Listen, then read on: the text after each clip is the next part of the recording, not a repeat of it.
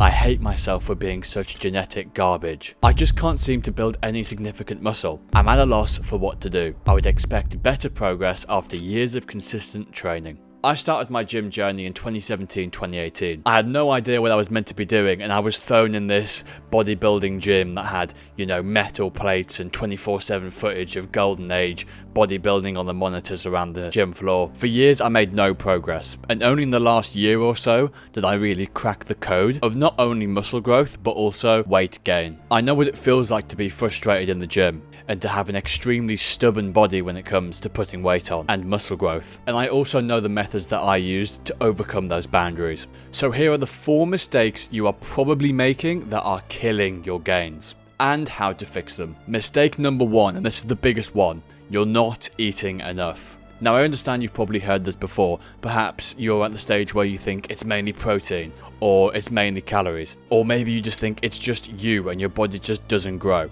I'm here to tell you that those aren't true at all. The truth is you need a balanced diet. So you do need to use carbs, you do need to use proteins, and you do need to use fats. But the thing that really changed my entire body, I went down to the description and I did the calorie calculator. It's a completely free service. It's a website where you go on, you input your weight, your height, and your age, and it gives you back a kind of rough estimate of how many calories it takes for you to actually be able to maintain your weight in a day. Now, for me, for example, I think it's something like 2,800. What I would do with this information is I would add 20% of calories on top of that into what I'm eating every single day. For example, if my daily intake to maintain is 2,000, I would make that 2,400, adding an extra 20% on top. If you want to bulk even more, you could maybe up that to 30%, 35%, 40 would be quite extreme if I'm quite honest. But if you do want to bump it up that little bit more, make sure you're getting enough protein. The thing that a lot of people don't realize, especially when they're bulking and especially when they're starting, is they think that just calories are all worth the same. That's not particularly true. You do need to make sure you're having enough calories. That's a non-negotiable fact of bulking. You need to make sure that you're in a caloric surplus. But you do also need the proteins and the fats in order to make sure your body is actually given the fuel to actually make the muscles that you want. If not, you might end up putting on a little bit more fat than you might be comfortable with. But I also know, especially if you're someone like me or someone like yourself where you might be a little bit of a hard gainer, putting on fat might even be an enticing prospect. But it is important to stay healthy and to not get too fat, especially when bulking, because it does get in the way of some other aspects of life. So in conclusion, make sure you are eating enough and make sure you are eating enough protein. That's adding 20% on to your maintenance calories, and that's also, in my opinion, doing 2 grams of protein per kilogram. It's quite a high amount that, but I do believe, especially for us hard gainers, it's the least we can do. And I do actually have a video on this, it'll be on the card here, watch that after this video. Mistake 2, you're not progressively overloading. Sometimes you must look at your body almost like it's still a caveman body. When you intake calories, your body's going to give that energy to the place where it needs it the most, and only in the last 100 years has that ever really even been considered to be muscle growth. It's always been trying to make sure that I'm not ill, trying to make sure that my heart is okay, my lungs are okay. Giving yourself those extra calories will be what tells your body that you're actually safe enough to contribute some energy towards building your muscles. Now, what does this have to do with progressive overload? Progressive overload is essentially the reason why you're going to be getting that muscle. In every single session, and I mean every single session, you must go to failure on your exercises. This is because, let's say I'm going to try and do a bicep curl for 5 kilograms, right?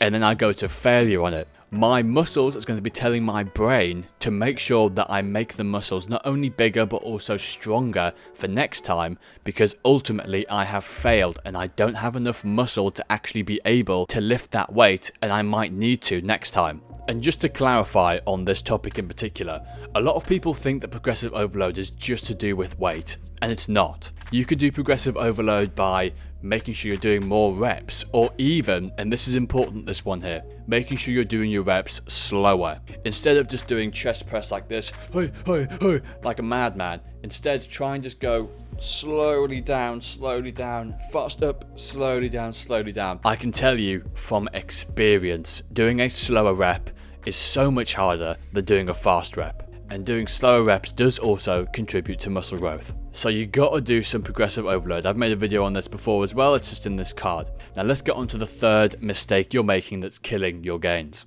Being inconsistent. So listen, I've been going to the gym for maybe 7 years now, and I have been super inconsistent. Now obviously when I first went there, I was probably like 15, but I've been to 3 different gyms, maybe 4 different gyms. 1 year off, 1 year on, 1 year off, 1 year on. I'll only do leg day if I'm with a friend, or I'll only do push day if I'm with Tom, Dick or Harry, you know.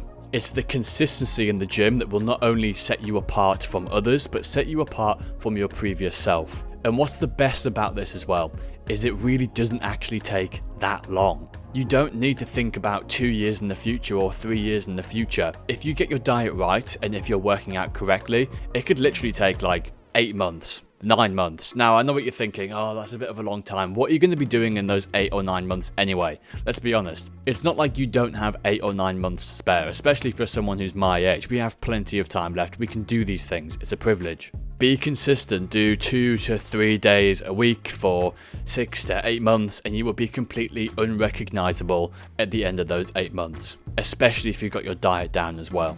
Now, the fourth mistake you're making is a super common one, and this one is having an unsuitable workout plan. Now, there's really a lot to talk about here, and it takes a lot of experience to actually make sure that you make the right workout plan, and I myself have had some absolutely hideous ones in the past, so I've made a whole video on that topic. Watch this one right now.